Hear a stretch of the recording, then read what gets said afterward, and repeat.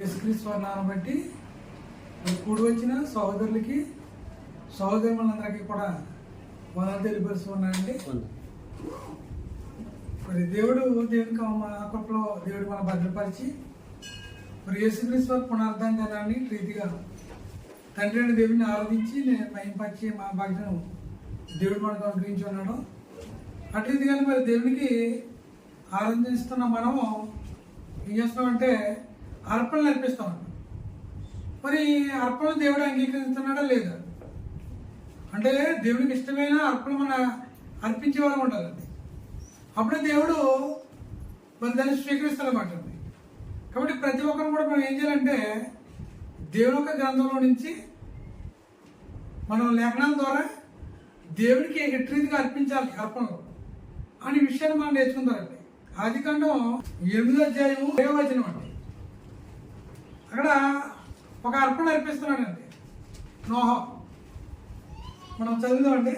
అప్పుడు నోవాహు యెహోవాకు బలిపీఠము కట్టి పవిత్ర పశువులన్నిటిలోనూ పవిత్ర పక్షులన్నిటిలోనూ కొన్ని తీసుకుని బలిపీఠం మీద దహన బలిగా అర్పించింది.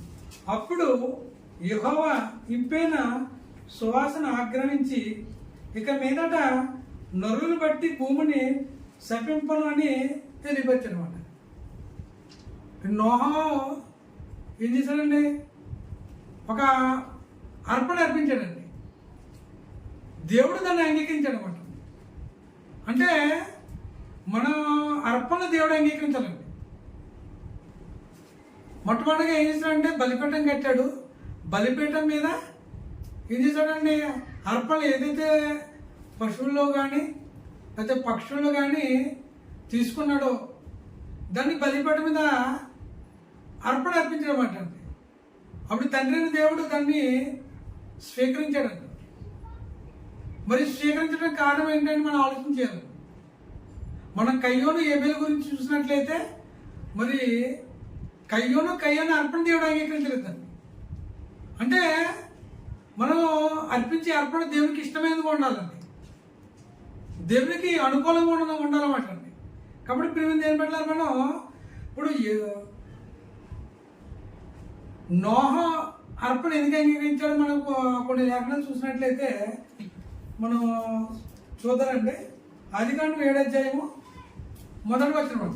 యెహోవా ఈ తరం వారిలో నీవే నా ఎదుట నీతిమంతుడివై ఉంటివి గనుక నీవు నీ ఇంటి వారిను ఓడలో ప్రవేశించుడి. ఇక్కడ తెలియపరుస్తున్నాడు. ఏమని చెప్తున్నాడు? ఈ తరం వారిలో అంటే నోహక జీవించిన కాలంలో మరి ఆ తరంలో నోహా ఎలా ఉన్నాడంటే నీతిమంతుడిగా ఉన్నాడండి. దేవుడి ఎదుట నీతిమంతుడిగా ఉంటుంటే చూచాడంట. తండ్రి అయిన దేవుడు చూస్తాడన్నమాట. కాబట్టి ప్రియమైన ఏమంటారా చూచాడు నీతిమంతుడిగా యథార్థపరుడుగా మరి అతను జీవిస్తున్నాడు అన్నమాట. అలా బ్రతుకుతున్నాడు అన్నమాట. ఇప్పుడు మరి కయ్యాను అర్పణ ఎందుకు అంగీకరించలేదంటే మన యోధా పత్రిక మనం చూసినట్లయితే ఏమండి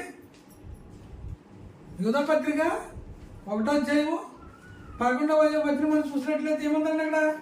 అయ్యో వారికి శ్రమ, కయ్యోను నడిచిన మార్గము నడిచిరి. ఎవరైతే కయ్యోను మార్గంలో నడిచారో వాళ్ళకి శ్రమ ఉంటుంది, తీర్పు ఉంటుందని తెలియపరుస్తున్నాడు. కాబట్టి ప్రియమైన దేని మనం కయ్యాన్ని అర్పణ దేవుడు అంగీకరించలేదు. ఇప్పుడు నోహా కాలంలో మనం చూసేటప్పటికి కాలంలో ప్రజలు ఎలా ఉండాలో మనం ఆలోచన చేసినట్లయితే 6వ అధ్యాయం 12వ వచనం చూద్దాం. దేవుడు భూలోకమును చూచినప్పుడు అది చెడిపోయి ఉండేది. భూమి మీద సమస్త శరీరులు తమ మార్గమును చెరిపివేసుకుని ఉండిరి. భూమి మీద ఉన్న ప్రజలందరూ కూడా తమ మార్గాలు ఏం చేసుకున్నారండి? చెరిపేసుకున్నారండి. చెరిపేసుకుంటాం అంటే ఏంటండి? ఇష్టానుసారంగా బ్రతుకుతున్నారు అన్నమాట. దుష్టార్థంతో దుర్మార్గంతో ఏమండి అలా బ్రతుకుతూ ఉన్నారు అన్నమాట. ఆ బ్రతుకుతున్నారు కాబట్టి ఈ దేవుడు చూచాడన్నమాట. ఇంత దుర్మార్గంగా బతుకుతున్నారు, దుష్టులుగా బతుకుతున్నారు. కాబట్టి మరి ఈ జనాంగాన్ని అంతా కూడా నాశనం చేయాలని ఆలోచన కలిగి ఉన్నాడు అన్నమాట. అంటే అటువంటి సమయంలో, అటువంటి దుష్టులు దుర్మార్గులు ఉన్న కాలంలో నోవహు ఎలా ఉన్నాడండి? దేవుని దృష్టికి నీతిమంతుడుగా ఉన్నాడు అన్నమాట. నిందారహితుడుగా ఉన్నాడు. నిందారహితుడుగా ఉండి తన తరమ వారిలో నీతిమంతుడిగా జీవిస్తూ ఉన్నాడు అన్నమాట. అంటే ఒక వ్యక్తి అర్పణ దేవుడు అంగీకరించాడంటే ఒక కారణం ఉంటుంది. అంటే పితరుల యుగంలో ఈ కార్యక్రమం ఇప్పుడు మనం పాత్ర మీద చదువుతున్నాడు ఆదికాండం చదువుతున్న మనం ఈ పితరుల యుగంలో దేవునికి అర్పణలు ఎలాగ అర్పించారని మనం చూస్తున్నామండి. నోహ కుటుంబం ఎంతమంది అండి? 80 అండి. ఆ 80 గారు తండ్రి కుటుంబ పెద్ద, లేకపోతే కుటుంబం ఎంతమంది ఎవరండి? నోహ బలి అర్పించాడండి. బలి దేవునికి అర్పించడం అంటే బలిపీఠం కట్టి బలిపీఠం మీద దహన బలి అర్పించడం అంటారు. దేవుడి దృష్టికి యథార్థపరుడుగా ఉన్నాడు కాబట్టి అతను అర్పణ అంగీకరించడం అంటారు. ఈ లోకంలో ఉన్న అక్కడ లోకంలో వాళ్ళు ఎలా ఉన్నారంటే తమ తమ మార్గం చెడిపేస్తున్నారు అనమాట. దానికి కారణం ఏంటంటే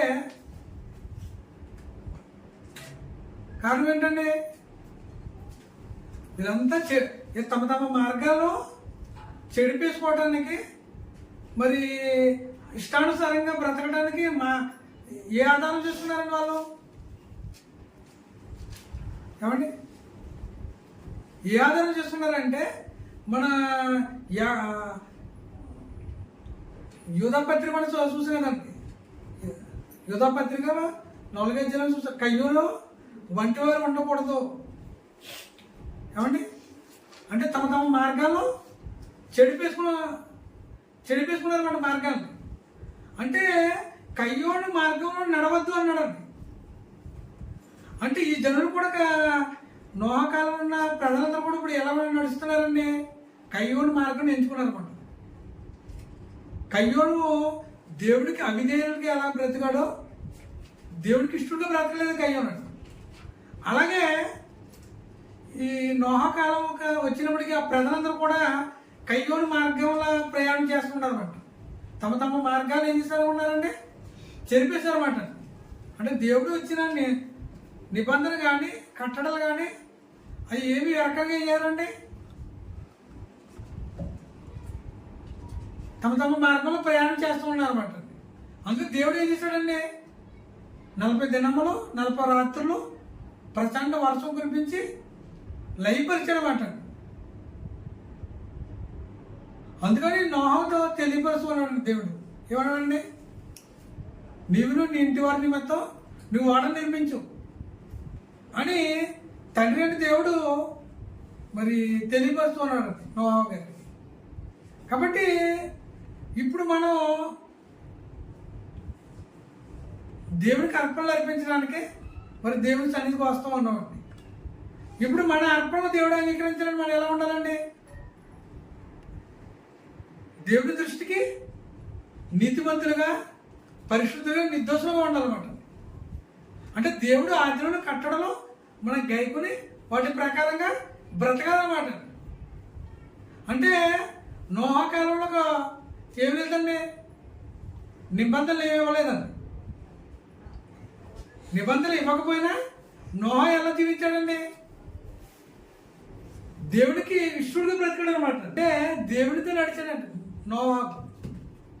తన తరంలో నిందారహితుడుగా ఉన్నాడో దేవుడితో నడిచాడంటే దేవుడు ఏదైతే తెలియపరిచాడో దాన్ని అనుసరించి బ్రతికాడు అనమాట. ఇప్పుడు క్రైస్తవుగా మనం పిలబడుతున్న మనకు కూడా కట్టడంలో విధులు ఇచ్చాడండి. దేవుడి సన్నిధిలో మనం ప్రతి ఆదివారం మరి సంఘంగా కూడి దేవుని మహిమపరచాలని, దేవుని గణపరచాలని, మరి ప్రతి ఆదివారం కూడా ప్రభు మరణం పునరుద్ధాలు జ్ఞాపం చేసుకోవాలని మన కట్టలు ఇచ్చాడండి. ఇప్పుడు మనం అంతా ఏం చేయాలండి? అనుసరించాలన్నమాట. అనుసరించినట్లయితే దేవుడితో నడిచిన వారు భూమి బ్రతుకుతామంటారు. ఏమండి? అలాగే దేవుడి కట్టడలో ఆజ్ఞలు మనం గైకొండాలన్నమాట. కాబట్టి నోహు ఏం చేశారంటే మరి దేవుడు ఆజ్ఞాపించిన ప్రతిదీ కూడా నెరవేర్చనమాట. ఏమంటే నోహు ఇట్లు చేసి దేవుని తనకు ఆజ్ఞాపించిన ప్రకారము యావత్తును చేశాడు. దేవుడు ఏదైతే ఆజ్ఞాపించాడో ఆ యావత్తును కూడా సంపూర్ణంగా నోహు నెరవేర్చాడండి. ఇప్పుడు మనం కూడా ఏం చేయాలండి? మనకు ఆజ్ఞాపించిన కట్టడలు కానీ విధులు కానీ నెరవేర్చే వరకు ఉండాలి. ఇప్పుడు ఆదివారం ప్రతి ఆదివారం మనం ఏం చేయాలండి? మనం సిద్ధపడి దేవుడి సన్నిధికి రావాలి. దేవుడి సన్నిధికి వచ్చి దేవుని మహిమపరచాలి. మహిమపరచాలని దేవునికి ఇష్టడుగా బ్రతకాలి. మన ప్రవక్తలు కానీ మన ఆలోచనలు కానీ ప్రతి విషయంలో కూడా దేవుడికి ఇష్టడుగా మనం ఉండాలన్నమాట. అప్పుడే మరి దేవుడు అంగీకరిస్తారన్నమాట. మన ప్రార్థన కానీ విజ్ఞాపనలు కానీ అవన్నీ. మరి నోహు నీతిమంతుడు యథార్థపరుడుగా ఈ లోకంలో జీవించడు కాబట్టి ఆయన బలర్పించినప్పుడు దేవుడు దాన్ని స్వీకరించాడండి. అంటే మరి దాని భావార్థం ఏంటంటే ఈ లోకంలో మన ఇష్టానుసారంగా ఉంటూ దేవుడి సన్నిధికి వచ్చి అర్పణలు అర్పించి దేవుడు అంగీకరించడమాట. కాబట్టి మనం సిద్ధపడాలి. మనం సిద్ధపడి దేవుడి కట్టలో ఆజ్ఞలు అనుసరిస్తూ పరిశుద్ధంగా జీవిస్తూ మనం దేవుడి సన్నిధిలో దేవుడిని మహిమపరచాలన్నమాట. అలా మహిమపరిచినట్లయితే దేవుడు మన ప్రార్థన వింటాడో మన విజ్ఞాపనలు వింటాడో. కాబట్టి అటు రీతిగా దేవుడు స్వీకరించాలన్నమాట. కాబట్టి మనం అటు రీతిగా మనం దేవుడి సన్నిధిలో రావాలంటే కయ్యూను వంటి వారిగా ఉండరాదని మనకి లేఖనాలు తెలియపరుస్తున్నాయండి. యోహాను సువార్త అండి 4వ అధ్యాయంలో 3వ వచనం చూడండి. అయితే యథార్థంగా ఆరాధించేవారు ఆత్మతోనూ సత్యంతోనూ తండ్రిని ఆరాధించు కాలం వచ్చుచున్నది. అది ఇప్పుడే వచ్చి ఉన్నది. తన్ను ఆరాధించేవారు అట్టివారే కావాలని తండ్రి కోరుచున్నాడు. ఇప్పుడు తండ్రిని దేవుడు ఆరాధన కోరుకుంటాడు. అంటే ఆరాధనలు అర్పించిన అర్పణ దేవుడు అంగీకరించాలంటే ఎలా ఉండాలండి? నిందారహితులుగా ఉండాలి. మన ప్రవక్తనంతా చాలా జాగ్రత్తగా ఉంచుకోవాలి. కాబట్టి ఆరాధించుకునే స్థలం వచ్చి దేవుని ఆరాధన చేస్తామండి. మన కష్టాజీతంలో కొంత ధనాన్ని దేవునికి అర్పణగా అర్పిస్తున్నా మనం మరి అందుకని ఆరాధించేవారు ఎలా ఉండాలి? ఆత్మతో సత్యముతో దేవుని ఆరాధించాలని లేఖనాలు తెలియపరుచుకున్నాయండి. అంటే పూర్ణ ఆత్మతో పూర్ణ శక్తితో మన దేవుడని యెహోవాని ప్రేమించండి అంటున్నారండి. అంటే మన దేవుడి సన్నిధికి వచ్చినప్పుడు పూర్ణ ఆత్మతో పూర్ణ వివేకంతో మన దేవుడని యెహోవాని మహిమపరచాలండి. అంటే మన హృదయంలో కల్మషం కానీ ద్వేషం కానీ ఉంచుకోకూడదు అన్నమాట. అవి ఎప్పుడు సిలువలో యేసు ఎప్పుడైతే మనం బాప్తిసం పొందామో సిలువలో దాన్ని అప్పచెప్పేసామన్నమాట. మనం పరిశుద్ధంగా ఉండాలన్నమాట. మరి విమోచింపబడింది మనం దేవుడి సన్నిధికి వచ్చినప్పుడు మరి పరిశుద్ధులుగా ఉండాలి. మన జీవితాన్ని కూడా అలా కట్టుకుంటూ మరి విష్టులుగా ఉండాలన్నమాట. అటు రీతిగా మనం దేవుడి సన్నిధికి రావాలి. మనకి ఏమైనా లోపల ఉంటే దేవుడి సన్నిధిలో ఏం చేయాలండి? ఒప్పుకోవాలి, విడిచిపెట్టేయాలన్నమాట. విడిచిపెట్టి వేసినట్లయితే మనం ఏమవుతుందండి? పాప క్షమాపణ జరుగుతుంది అనమాట. ఎవడైతే మారుమనసు పొంది బాప్తిసం పొందుతాడో పాప క్షమాపణ జరుగుతుందండి. పాప క్షమాపణ పొందిన మనం దేవుడి సన్నిధిలోకి వచ్చి దేవుడిని మహిమపరచాలన్నమాట. మహిమపరిచినప్పుడు ఏం చేయాలంటే దేవుని ఆత్మతోనూ సత్యంతోనూ తండ్రి అని దేవుని మహిమపరచాలి, ఆరాధించాలి, గణపరచాలండి. అలా తండ్రి కోరుకున్నాడండి. అలా తండ్రి కోరుకున్నాడు కాబట్టి తన ప్రియ కుమారుని లోకానికి పంపించి ఆ కుమారుని ద్వారా మనకి విమోచన అనుగ్రహించాడు. అంటే ఇప్పుడు కయ్యోలు లాంటి వారు ఉండదు కదండి. ఇప్పుడు మన హృదయంలో పాపం దేశం ఎన్నో ఉంటే దేవుడు స్వీకరించాడు. ఆరాధన కానీ అర్పణలు కానీ అంగీకరించడండి. అందుకని కయ్యోను వంటి వారు ఉండకూడదంటే మనం ఏం చేయాలంటే మన పాపాలను మన దోషాలను కూడా కలవరి శిలువలో యేసుక్రీస్తు వారు భరించాడండి.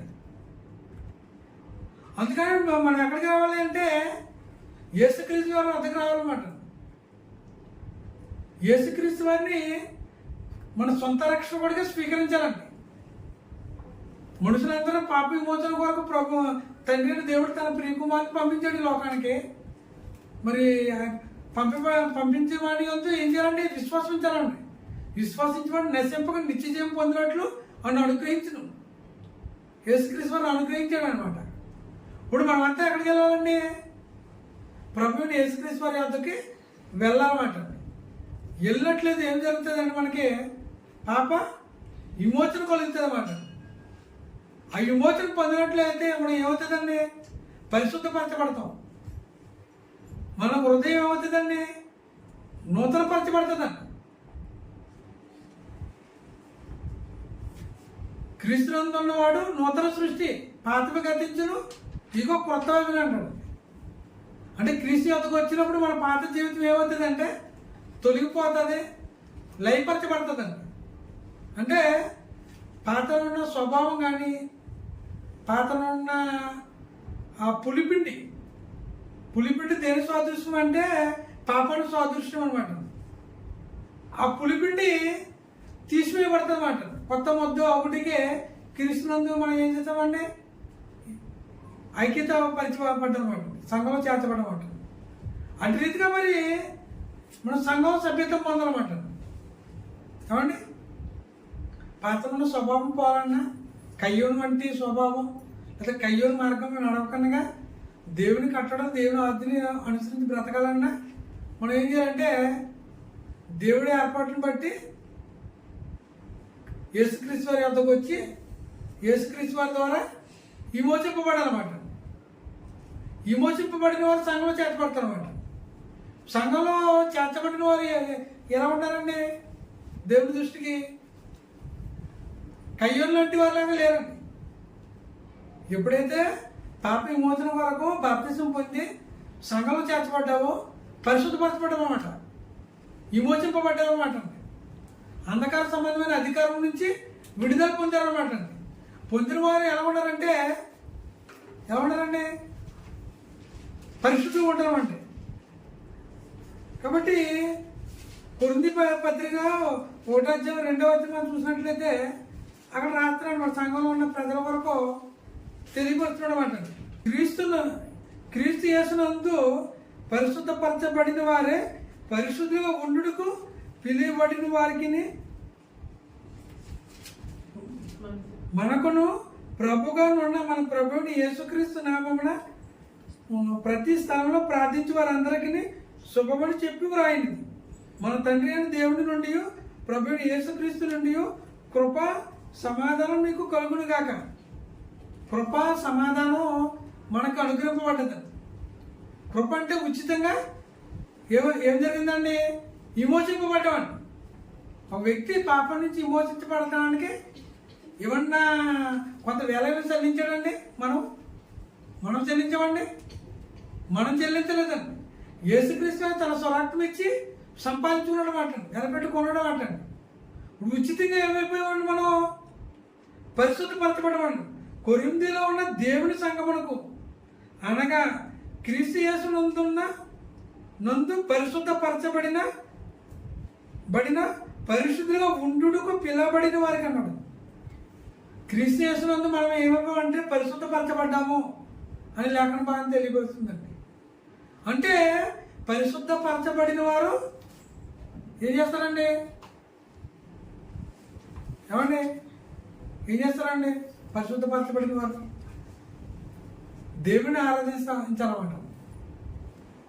ఎందుకు పరిశుద్ధపరచబడడం అంటే పరిశుద్ధులుగా, నిర్దోషులుగా, నిరపరాధులుగా ఉండటానికి దేవుడు పిలిచాడు సంఘంలోకి అండి. స్వార్థ ద్వారా పిలిచాడండి. మరి పిలవబడిన మనం, పరిశుద్ధపరచబడిన మనం ఇప్పుడు ఎందుకు వచ్చామండి? తండ్రి అని దేవుణ్ణి ఆరాధించడానికి, మహింపరచడానికి వచ్చామండి. కాబట్టి ఇప్పుడు మన ప్రార్థనలు కానీ విజ్ఞాపనలు కానీ దేవుడు స్వీకరించడం లేదండి. ఎప్పుడు స్వీకరించాడండి? సంఘంలో సభ్యత్వం పొంది మరి సంఘంలో చేర్చబడినప్పుడు మన పాపకు విమోచన జరిగింది కాబట్టి అప్పుడు ఏం జరుగుతుందండి? దేవుడు మన ప్రార్థనలు కానీ విజ్ఞాపనలు కానీ మన అర్పణలు కానీ అంగీకరిస్తారన్నమాట.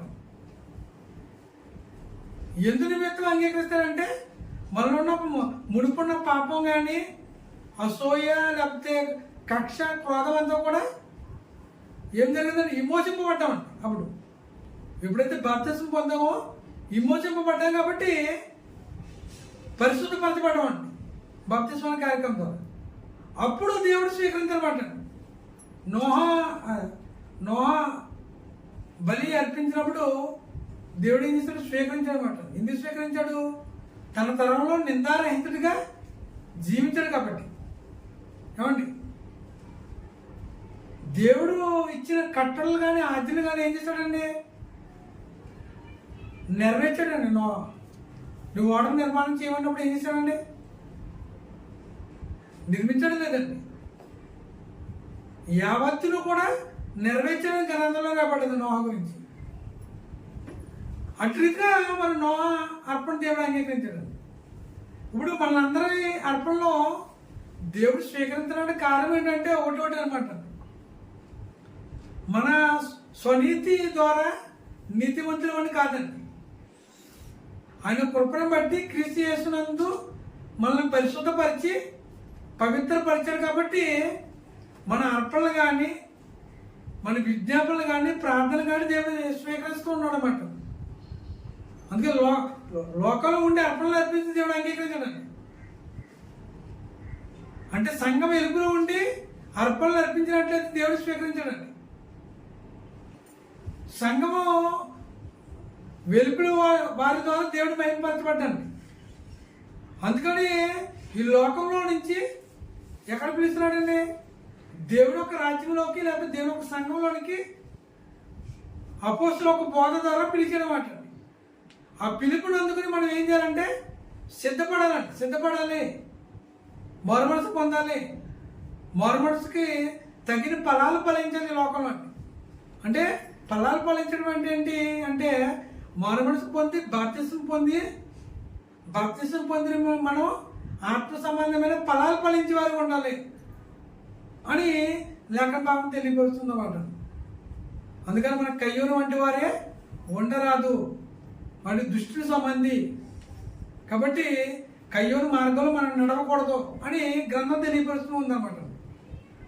అందుకని నోహా కాలంలో ప్రజలందరూ ఎలా ఉండాలంటే కయ్యూరు మార్గం అనుసరించి లోకంలో ఎలాగైపోయారంటే భ్రష్టులుగా దేవుడికి అవిధేయులుగా బ్రతుకుతూ ఉండాలన్నమాట. అందుకని లోకాన్ని దేవుడు ఏం చేశాడండి? తన ఉగ్రత భూమిని పంపించాడండి. 40 దినాలు 40 రాత్రులు ప్రచండ వర్షం కురిపించి మొత్తం ఈ లోకానంతా నాశనం చేశాడండి. లోకంలో ఉన్న మనుషులందరూ కూడా నాశనం చేశాడండి. అయినప్పటికీ నీతిని ప్రకటించిన నోహాను ఏం చేశాడండి? దేవుడు తన కృప చూపించి ఒక ఓడ నిర్మాణం చేయను, నువ్వు ఓడలో నీవు నుండి కుటుంబం అంతా కూడా ఏం చేయాలండి? ప్రవేశించాలని తెలియపరిచాడండి. ఎవరైతే నోహా కుటుంబం దేవుడు ఆజ్ఞాపించిన భూజంతువులు ఓడలు ప్రవేశించాయి కాబట్టి వాళ్ళు రక్షింపబడ్డారండి. అట్టి రీతిగానే ఇప్పుడు ఏం చేస్తున్నాడండి? బాప్తిస్మం అనే కార్యక్రమం ద్వారా రక్షణ అనుగ్రహించాడు అనమాట. సంఘంలో మీరు చేర్చబడాలి, లోకాన్ని తీర్పు తీర్చినప్పుడు మీరు రక్షింపబడాలంటే మీరు సంఘంలో సభ్యత్వం పొంది మరి సంఘంలో చేర్చబడినట్లయితే మీ ప్రార్థనలు అంగీకరింపబడితే మీరు రక్షింపబడతారని దైవ గ్రంథం తెలియపరుస్తూ ఉందండి. కాబట్టి ప్రతి ఒక్కరు కూడా సమయం కొంచెమే ఉంది కదండి, మరి ఇంకా సమయం ఉంది, నేను ఇంకా మారుతాను అనే అవకాశం లేదండి. ఇప్పుడే రక్షణ తెలవన్నాడు కాబట్టి మనం సిద్ధపడి రక్షింపబడి సంఘంలో చేర్చబడినట్లయితే మరి రక్షింపబడతామని గ్రంథం తెలియపరుస్తుంది. కాబట్టి ఇప్పటి వరకు ఎంతో శ్రద్ధగా విన్న సహోదరులకి అందరికీ వందనాలు తెలియపరుస్తున్నాను. అందుకు వందనాలు.